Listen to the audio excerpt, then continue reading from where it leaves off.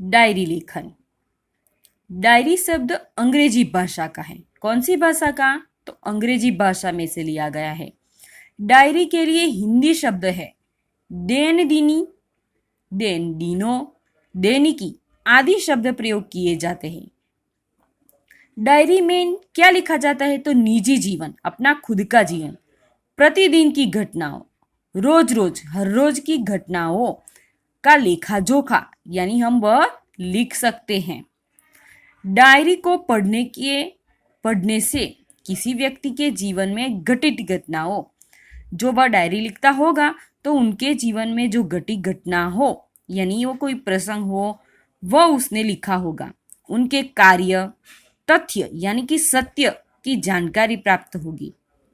Diary से व्यक्ति की घटनाओं के साथ साथ उनके मन में उठी प्रतिक्रिया, उनके मन के विचार हम जान सकते हैं कि अभिव्यक्ति भी अंकित करता है कि उसमें वह अंकित यानी कि लिखता है। इसीलिए उसमें व्यक्तित्व होती है। व्यक्ति यानी कि व्यक्ति की क्रिया, उनकी मन की स्थिति वह लिखता है। डायरी प्रतिदिन लिखी जा सकती है। प्रतिदिन यानी कि हर रोज, साप्ताहिक सप्ताह में एक बार, पाक्षिक अथवा मासिक, मासिक यानी कि महीने में एक बार, पाक्षिक यानी महीने में एक बार भी लिखी जा सकती है। अब उनकी विशेषता जानेंगे। तो डायरी लेखन में क्या जरूरी है? तो क्रमबद्धता। जो हम लिखेंगे तो प्रतिदिन लिखेंगे यानी कि सब प्रतिदिन हर रोज लिखेंगे, अथवा सप्ताह में एक बार लिखेंगे, अथवा महीने में एक बार। क्रमबद्धता होनी जरूरी है।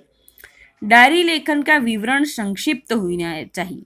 विवरण यानी कि जो वो माहिती लिखते हैं वह संक्षिप्त यानी कि टूक में छोटी होनी चाहिए। डायरी लेखन सारगर्भित यानी कि उसका कोई संदर्भ होना चाहिए अथवा वास्तविकता होनी जरूरी है।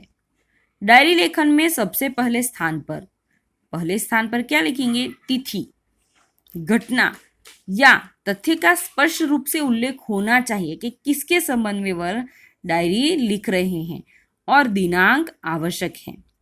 डायरी लेखन के समय आलोचना, टीका टिप्पण, बनावटीपन, काल्पनिकता, चित्रात्मकता, अनावश्यकता, विस्तार नहीं होना चाहिए। किसी के बारे में लिखने के लिए आलोचना उसके बारे में नहीं लिखनी चाहिए। टीका टिप्पणी, बनावटीपन अपने खुद के मन से नहीं बनाना चाहिए। काल्पनिकता यानी कि चित्रात्मकता अपने खुद के मन से विचार नहीं लिखने चाहिए। अनावश्यक विस्तार यानी इतना अधिक लंबा भी नहीं होना चाहिए।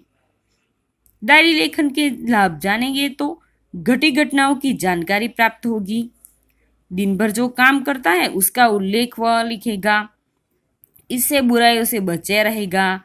डायरी एक दस्तावेज के रूप में भी हमें प्राप्त होगी, जिसे पढ़कर किसी व्यक्ति के जीवन का अनुभव अथवा उनके जीवन की घटी घटनाओं की जानकारी हमें मिलती है।